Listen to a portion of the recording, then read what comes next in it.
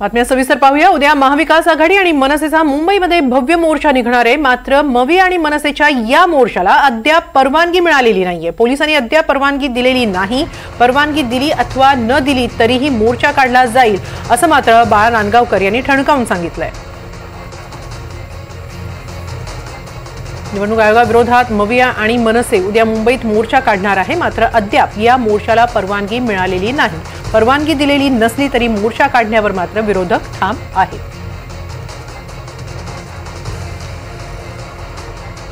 निवडणूक आयोगाच्या विरोधात हा मोर्चा निघणार आहे। मात्र अद्याप परवानगी मिळालेली नाहीये।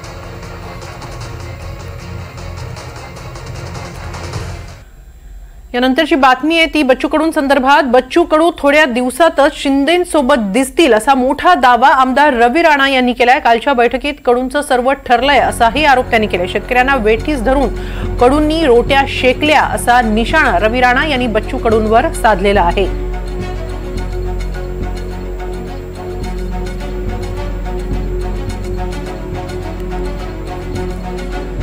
अडीच वर्ष उद्धव ठाकरेंनी विदर्भात पाय ठेवला नाही।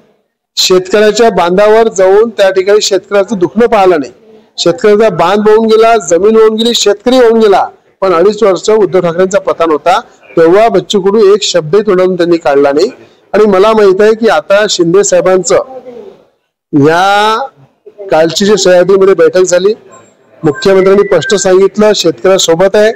शेतकऱ्याची कर्जमाफी हे आम्ही करणारच आहे, त्याच्यात कुठल्याही प्रकारची शंका नाहीये। पण त्याच्यामध्ये जे 20-25 मिनिटाची शिंदे साहेबांसोबत बच्चू कडूंचं बोलणं झालं तर त्यांचं ठरलेलं आहे या आंदोलनामध्ये शेतकऱ्यांचं फक्त वेठीस धरून बच्चू कडूंनी आपल्या राजकीय रोट्या शेकलेल्या आहे। थोड्या दिवसात पाहाल बच्चू कडू हे शिंदे सोबत दिसतील। मुंबईतल्या पवईमध्ये एन्काउंटर झालेल्या रोहित आर्याचं पुणे कनेक्शनही समोर आलंय। महाराष्ट्र सरकारसाठी स्वच्छता मॉनिटर अभियान चालवणाऱ्या रोहित आर्या किडनॅपर कसा बनला, त्याचं गँगस्टर कनेक्शन काय होतं याची माहितीही आता समोर आली आहे। कुख्यात गँगस्टर हाजी मस्तानच्या मुलाबरोबर त्याची घनिष्ठ मैत्रीही होती। एवढंच नाही तर दोघांनी पार्टनरशिपमध्ये बांधकाम व्यवसाय देखील सुरू केला होता। त्यातून मोठा नफा मिळवल्याची माहिती सूत्रांनी दिली आहे। कोथरूड, बाणेर आणि हिंजवडी परिसरात या दोघांनी काही मोठे प्रकल्प हाताळले होते अशी माहिती सूत्रांनी दिली आहे। रोहित आणि त्याचे सहकारी पुणे महापालिका निवडणुकीसाठी काही इच्छुक उमेदवारांना मदतही करत होते।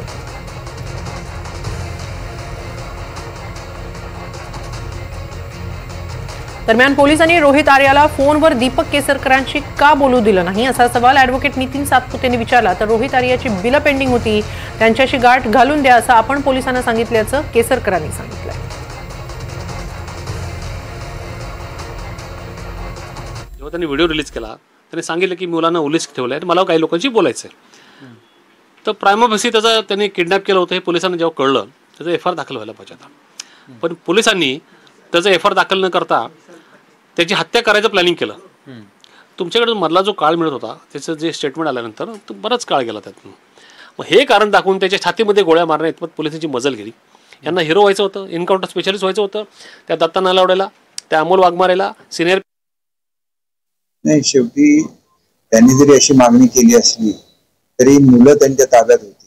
त्याच्यामुळे बोलण्यात कुठलीही चूक झाली आणि मुलांना काय झालं तर मग आपणच स्वतःला माफ करू शकलो नसतो। कारण माझ्या दृष्टीने मुलांचा जीव सगळ्यात महत्वाचा आहे।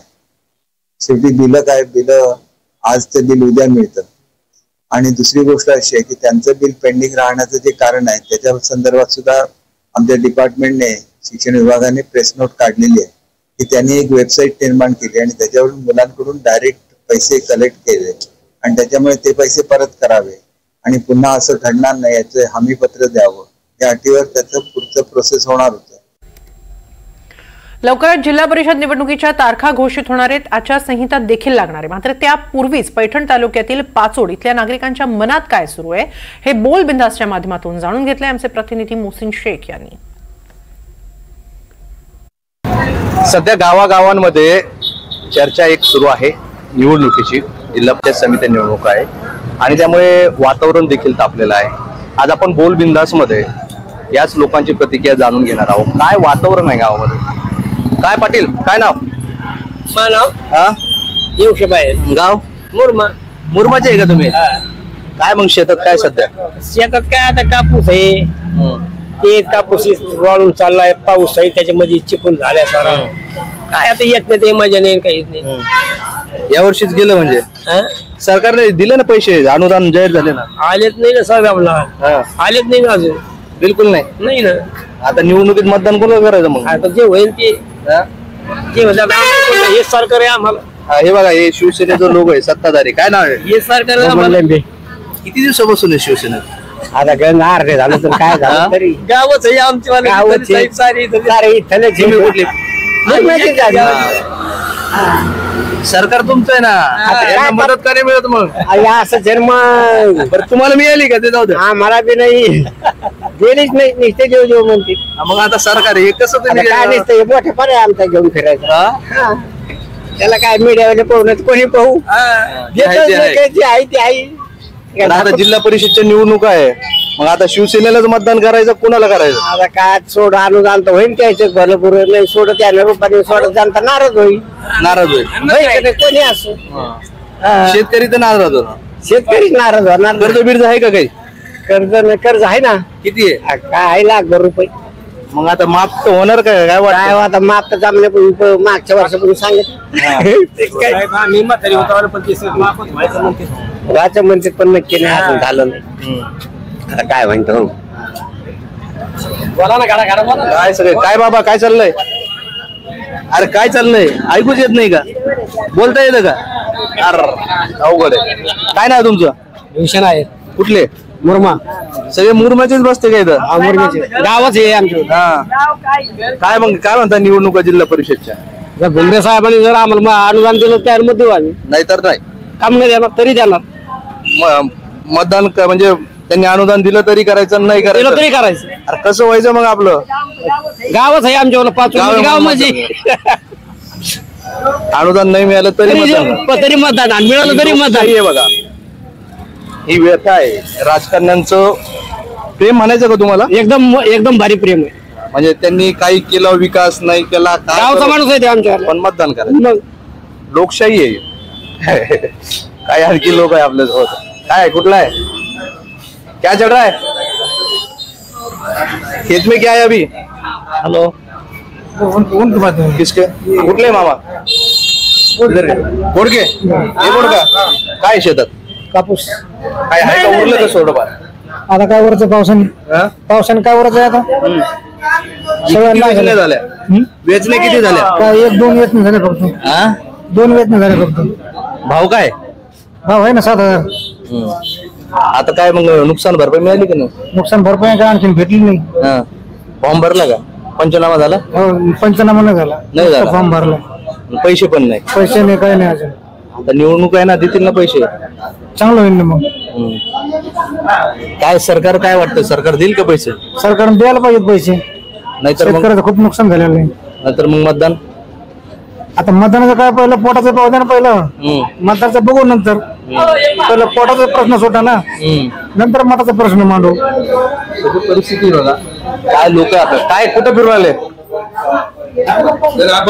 काय काय कागदपत्र कशासाठी? हे अनुदान नाही भेटल्यामुळं वैताग आलेला दिसतोय. कुठले तुम्ही? मुरमा. सगळे या गावीतलं मुरमाचेच लोक बसतात का? मुरमा बाहेरचे कुडाले बसते. तुम्ही कुठले? जोडेगाव. हे आता मुरमावाल्याला नाही विचार. काय गावात परिस्थिती पावसाची? पाऊस पूर्ण 110% पाणी, कापूस गेला वायाला, वाती झाले कापसासाठी. आणि अनुदान? अनुदान काहीच येईना, काळे झाले. अनुदान काहीच नाही आणखीन. बरं, मला सांगा की आता निवडणूक आहे तोंडावर, कारण आपण कुठेही असं बोलू शकत नाही, पण मतदानातून दाखवू शकतो. बरोबर, दाखवावं लागणार. काय आता सरकारबद्दल लोकांना म्हणत आहे? सरकारवर काळे झेंडे दाखवावं लागणार आहे. काय दाखवायचं? मागच्या वर्षीचं अनुदान नाही तर ह्या वर्षीचं काय येणार आहे? मागचं राहिलं नाही, हे बी काहीच नाही ना. आता मतदान करायचं की नाही सरकारला? सरकारला पलटी मारायची. आता काय करायचं? आता भुमरे साहेबांचं पुतणे उभं राहतो इथून. नाही, आम्ही तिकडे जालन्यामधले. जालन्यामधले का? तुमच्याकडे कोण आहे? आमच्याकडे कोण आहे आमदार? कुचे, नारायण कुचे. मग आता काय विधान या जिल्हा परिषदला काय करायचं? भाजप शिवसेना पलटी मारायचीच आहे ना. जिल्हा परिषद पलटी दिल्याशी काय पर्याय? आता पर्यायच नाही. पर्याय नाही, मग त्याला दाखवून द्या. नाही ना, तुझं अनुदान विमा नाही, काही नाही, त्याच्यात काय काय भेटणार आहे? काय शेतात आता सध्या शेतात कापूस तूर वेचणी झाली का एखाद दिवस? काहीच नाही, सगळे बाहेर भेटा. लेबर एक आम्ही लेबर आणलं होतं, 125 रुपये झाडा याचा पडला. प्रचाराला लोक सुरू झाले असेल ना आता? आता येणारच नाही, आता ते आल्यावर तर दाखवत लागणार आहे त्यांना सुरुवातीला. काय सरकार म्हणजे काय वाटतं का कर्जमाफी होईल? काय देतं ते सर, पहिलेच काही देईना, आता कर्ज आहे का कर्ज तुमच्यावर? कर्ज आहे भरपूर आमच्याकडे. किती आहे? 20 लाख रुपये. किती माफ होतात की नाही? 10-12 खाते, आता जे होईन ते होईन, काय होईल. ही सगळी परिस्थिती आहे. ग्रामीण भागात आपण फिरतोय, पाचोड गावात आहोत. सरकारकडून शेतकऱ्यांना प्रचंड अपेक्षा आहे, निवडणूक तोंडावर आहे. आणि या सगळ्या प्रतिक्रिया आणखी काही लोकांशी बोलूया, चर्चा करूया. बोल बिंदास मध्ये लोकांच्या काय प्रतिक्रिया आहे, काय भावना आहेत जाणून घेण्याचा प्रयत्न करूया. आता आपण पाचोड मध्ये फिरतोय. ग्रामीण भागात सध्या कट्ट्या कट्ट्यावर अशा पद्धतीने जिल्हा परिषदेची चर्चा सुरू आहे आणि लोकांची गर्दी पण आहे आणि तयारी पण सुरू आहे. काय जिल्हा परिषदची तयारी सुरू आहे? काय जिल्हा परिषदची तयारी सुरू आहे? हा, नाही नाही, काय आता सगळीकडे वातावरण सध्या निवडणुकीच. मी NDTV ला असतो. काय सध्या चर्चा सगळी? चर्चा मला विचारून काही उपयोग नाही ना, मला ओळख घेतलं नाही. मी ओळखतो ना, मग मला विचारून काय? जनरल लोकांना विचारायचं. लोकांना विचारणारच. काय सध्या शेतकऱ्यांचे प्रश्न खूपच गंभीर आहे हो.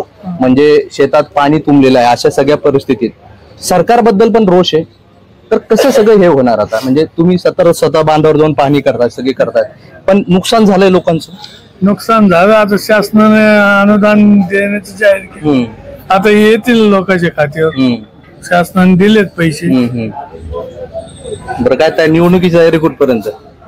तिकीट कसं फायनल होईल ते होईल, पण तयारी तर सुरू असेल ना? चालू, रोजचीच तयारी आहे ना.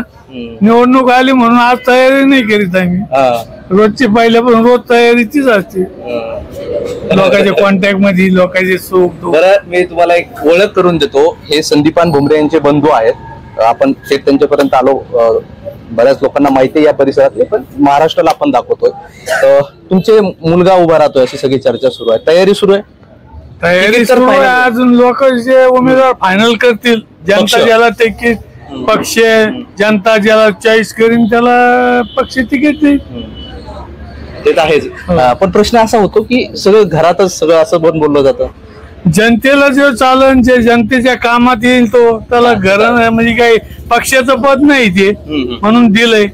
जनता जर देत असेल तर त्यात काय रे, जनतेला जे चालतो, ते सुखादुखात त्यांच्या कामात येतो, त्या माणसाची निवड जनता करेल. बरोबर आहे. ही सगळी तयारी सुरू आहे, सगळ्याच पक्षाकडून सुरू आहे.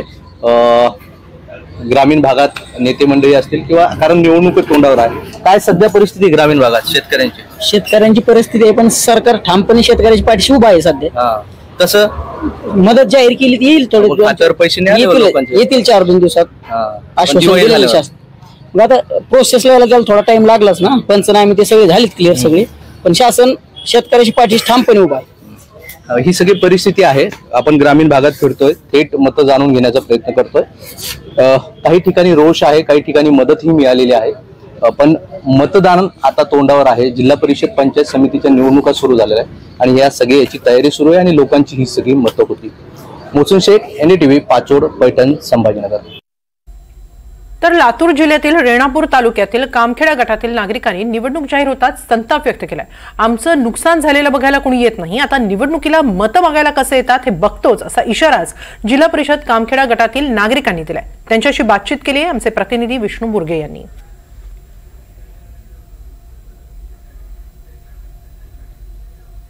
10 वर्षापासून रखडलेल्या पंचायत समिती असतील किंवा बाजार समिती, त्याचबरोबर जिल्हा परिषदा या निवडणुका रखडल्या होत्या. आता या निवडणुका पुन्हा एकदा सुरू झालेल्या आहेत. कुठल्याही क्षणी आता मतदानासाठी आणि जे उमेदवार आहेत ते मत मागण्यासाठी येऊ शकतात. मागच्या 10 वर्षातली काय होती परिस्थिती, गावखेड्यातला विकास झाला का? काही लोक आहेत त्या गावखेड्यातले, त्यांच्याकडून आपण जाणून घेणार आहोत की गावखेड्यातली काय परिस्थिती आहे आणि आता सध्याचा कौल कसा असणार आहे. मामा, जिल्हा परिषदेच्या शेतीच्या निवडणुका आहेत, कशी आहे परिस्थिती यावर्षी? पाऊस झाला पडला, दुष्काळ पडले, झाले, पाहून ऊस केला 3 एकर आमचा, पोहून गेले कायचे पेंटरचे बर वाहून गेले. आणि निवडणुकीचं काय मग आता सध्या त्यांनी यावं लागेल की मतदान मग आपल्याकडे काय ते पण आम्ही सांगतो त्यांनी प्रश्न काय ती होय का? हा मग आक्रमक दिसायला काय या वर्षीची परिस्थिती? निवडणुकीचं वातावरण आहे आता काय या वर्षीची निवडणुकीचं आमचं गेलं समजा वाहून कशाची निवडणूक काय आहे गेला आता काय करावं कांदा लावला गेला 1.5-2 लाख रुपयाचं वाटलं झालं आता कशी शेती करायची कशी शेती करायची आता पर्याय सांगा तुम्हीच आता आम्हाला तर कळ ना आधी सोयाबीन बी गेलं ती कांदा बी गेला गेलं समजा आता काय हो का पण निवडणुकीचं काय 10 वर्ष निवडणुकीचं काय आता इथं आम्हाला आमचं पण आता निवडणूक आम्हाला इथं राहिल्यावर सांगतो काय काय सांगायचं पहिलं देता म्हणजे काय दिलं बी नाही काय आता विचारावं त्यांना. बरं निवडणुकीचं काय आता निवडणुका जाहीर झाल्यात जिल्हा परिषद पंचायत समितीच्या झाल्यात आता हे निवडणुकीपुरतं गोड गोड बोलतेत मतदान घेतेत निघून जातात मग पुन्हा जशाच तसं शेतकऱ्याचा वनवासच आहे काय हो का? हो नुसते गप्पाडे सरकार तर 100% गप्पा मारणार आहे. हो गोष्ट खरी नसते त्याची. बरं येऊ करू तेव करू देताव ती देताव काय देत नाही काय नाही काय नाही. पण 10 वर्षापासून आता 10 वर्ष झाले की निवडणुकावर काय विकास झाला? विकास 0% काहीच विकास नाही. हो का? येतेत गप्पा मारते हे करतो ते करतो काय करीत नाहीत काय नाही काय नाही पुन्हा येतच नाही विलक्षणलाच येते डायरेक्ट. हो का? हो शेतकऱ्याकडे कोणी बघत नाही काय नाही. काय यावर्षी लातूर जिल्ह्यात काय विकास झाला? शासन फक्त बोलबच्चन आहे काय नाही. जर मतदान मागे आले डायरेक्ट बुटाड काढायचे हाणायचे चपलं बुटाड काढायचे हाणायचे आणला. सोयाबीनला भाव नाही उसाला भाव नाही 16 महिने झालं तरी म्हणजे उसा 16 महिने उसा जाईनात कारखान्याच्या 3000 रुपये सोयाबीन चालले आमचं शेतकऱ्याचं 3000 रुपये. आता एवढा पाऊस पडला 1 रुपया नाही अजून अनुदान 8.5 म्हणले त्याच्यात 60% कपात केली भेटले 5,500 रुपये हेक्टरी. पुन्हा लाडकी बहीण काढली तिच्यात बी सगळे उडवून टाकले KYC मध्ये. उगा बोल बच्चन शेतकऱ्याला करायचं शासन काय 1 रुपया दिना गेले. उगा मराठा OBC वाद लावणे हिंदू मुस्लिम वाद लावणे ह्याच्यात दंग आहे. शासन जे आहे ह्या गोष्टीमध्ये दंग आहे. प्रत्यक्षात शासनाचा कुठलाच विकास नाही. सरकारवर असं आलं की जो विरोधातले लोक चांगलं करतात काहीच नाही विरोधक नाही ना सत्ताधारी नाही कुणीच विकास करणार गेले. मतदान मागा आले की बहिष्कार टाकणार डायरेक्ट जोडे काढणार आम्ही मतदान मागा येणार. काय म्हणता? काय परिस्थिती असंच झालंय का? असंच झालंय. काय झालंय तुमचं काय नुकसान झालं का? नुकसान नाही तर कशी आहे सगळे ढिग गेले वाहून शेतात काही राहिले नाही नुकसान घर गेले वाहून अजून कसले नुकसान राहावी लागते. बरोबर. काय निवडणुकीचा वार आहे लय जण आहेत माझं काय निवडणुकीचा सध्या वार? निवडणुकीचा वार असा आहे की आम्ही त्यांना गावातच येऊ देणार आले का नाही आम्ही त्यांना बुटानं मारल्याशिवाय राहणार नव्हतं असं आमच्या गावानं ठरवलेलं आहे. आमचं एवढं नुकसान झालं एक नेता बघा येत नाही गावात कोणी सुद्धा बघत नाही आमदार येत नाहीत कुणी खासदार येत नाही घरसुळी अर्धी वाहून गेली लोकांचे घर पडले लक्ष सुद्धा दिना झाली तर सगळी. काय मामा यावर्षी आता निवडणूक आल्या आता निवडणुकीत कसं आहे? निवडणुकीत आता असंच आहे वाजवर आता वाजवर 12 वाजलेत मग त्यांचे बी 12 वाजवत लागतील की आमचेच 12 वाजले तर मग त्यांचे बी 12 वाजवत लागतील.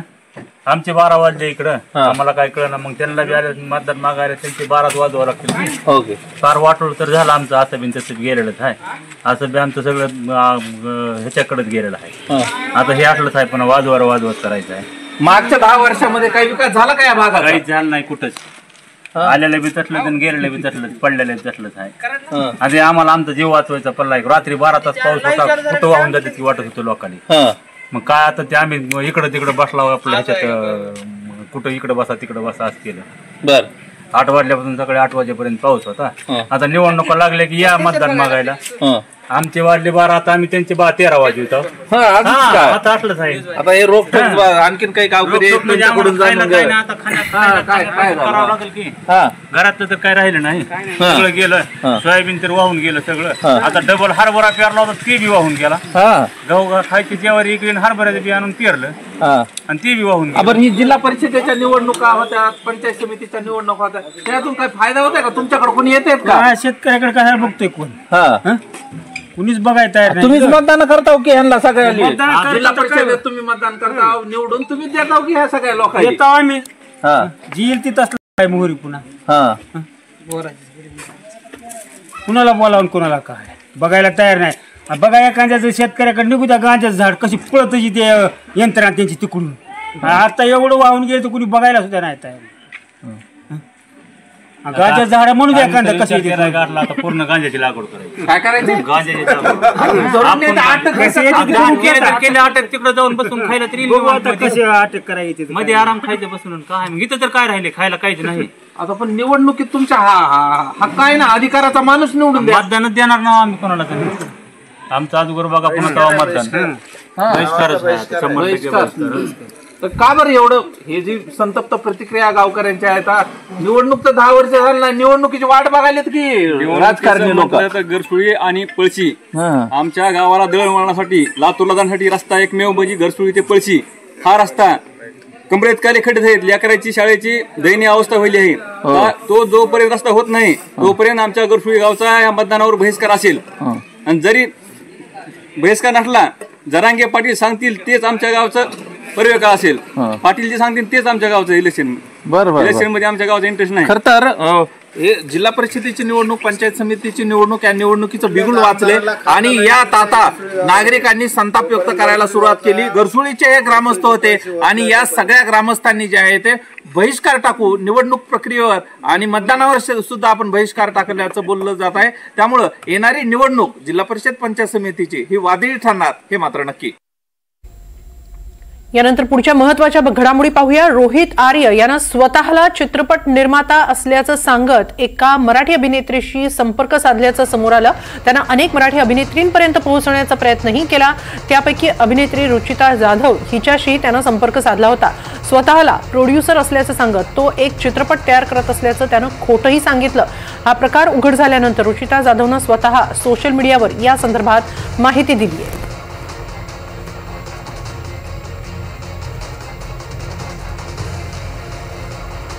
मुंबईत 17 अल्पवयीन मुलांना अपहृत करणाऱ्या रोहित आर्य याचं एक नवं कनेक्शन समोर आलेलं आहे. त्यानं स्वतःला प्रोड्युसर असल्याचं सांगत काही मराठी अभिनेत्रींपर्यंत पोहोचण्याचा प्रयत्न केला होता. अभिनेत्री रुचिता जाधव हिच्याशी संवाद साधला आमचे प्रतिनिधी देवेंद्र कोल्हटकर यांनी.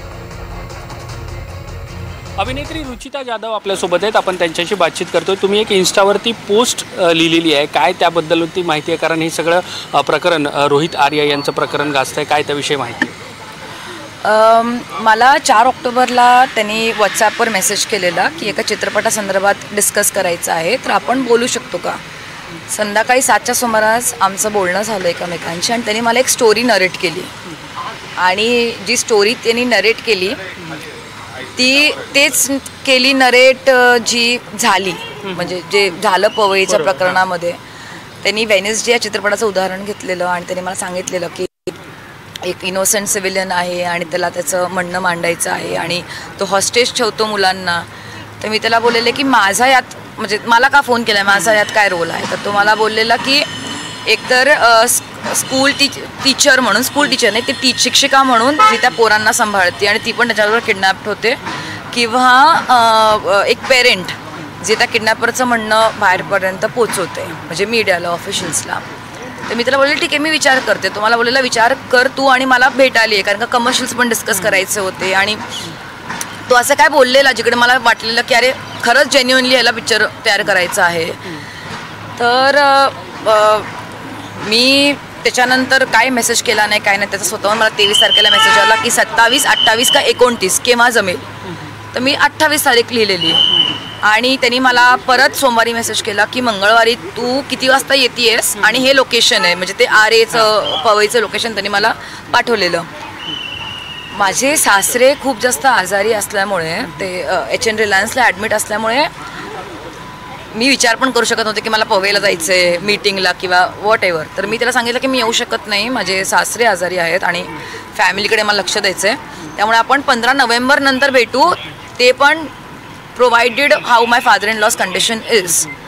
आणि तुम्हाला बोलेला नो वरीज टेक केअर, बस एवढंच संभाषण होतं. बरोबर. रोहित आर्य यांच्या सोबत तुम्ही यापूर्वी कधी संपर्कात होता की पहिल्यांदाच त्यांच्याकडून तुम्हाला संपर्क झाला? मी त्याला पहिल्यांदा आणि शेवटचं ओके 2010 किंवा 11 साली, आता मला एक्झॅक्टली इयर आठवत नाही आहे, तेव्हा मी त्याला एका डबिंग स्टुडिओमध्ये भेटलेले. मी स्वतः नवखी होते इंडस्ट्रीमध्ये आणि जसं आपण नॉर्मल प्रत्येक इंडस्ट्रीमध्ये जसं इंट्रोड्यूस करतात तसं मलाही इंट्रोड्यूस केलेलं. आता कोणी केलेलं हे मला नाही आठवत कारण की खूप वर्षापूर्वीची गोष्ट आहे.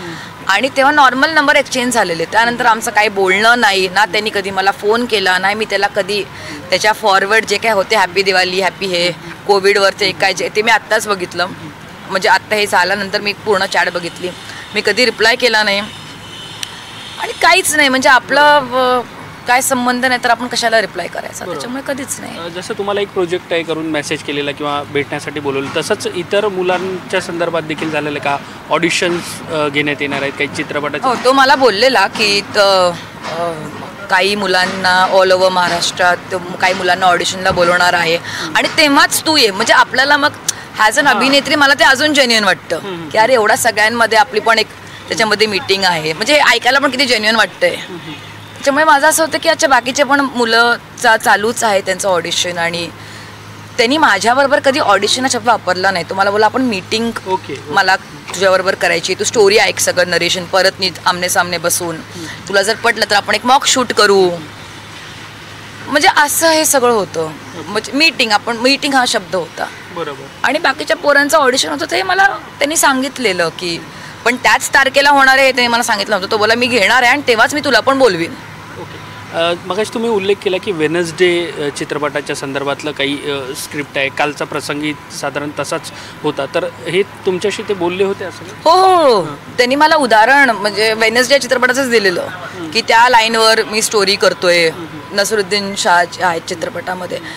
तर मलाही आता एक अभिनेत्री म्हणून जर मला कोण वेनसडे या चित्रपटाचं उदाहरण देते आणि त्या लेवलचं आपल्याला एक सिनेमा बनवायचा आहे तर ऑफकोर्स कोणी म्हणजे मी काय कोणी एक्सायटेड होईल. आणि डिरेक्टर कोण आहे काय कसं आहे हे आमचं काही बोलणं झालं नाही. तो मला बोलला आपण भेटून बोलूया त्या विषयावर. मी त्याला हे पण विचारलेलं की बाकीचे कलाकार कोण कोण आहेत. तुम्हाला बोललेलं लो बजेट आहे पण तू भेटल्यावर आपण डिस्कस करू. तर मी बोललेलं ठीक आहे. म्हणजे काही कारणास्तव तुम्ही काल तिकडे जाऊ शकला नाही, तुम्हाला असं वाटतं की या प्रसंगातून तुम्ही वाचलात, बाहेर राहिलात? खरंच मी वाचले. म्हणजे मला आत्ताही बोलताना हे होतंय, भरून आलंय मला, पण खरंच म्हणजे मी